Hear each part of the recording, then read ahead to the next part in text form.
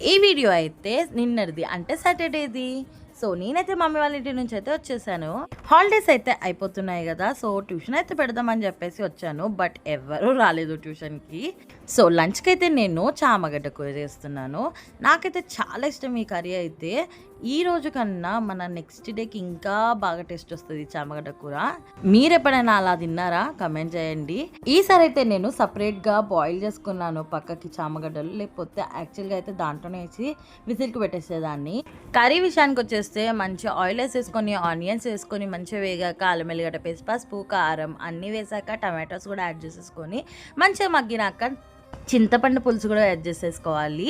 అది బాగా మరిగాక కొంచెం కొబ్బరి పొడి యాడ్ చేసేసుకొని మనం ఉడకబెట్టుకున్న చామదుంపల్ని ఇందులో వేసేసి మంచిగా ఒక 5 మినిట్స్ దాకా మగ్గనిస్తే సరిపోతుంది.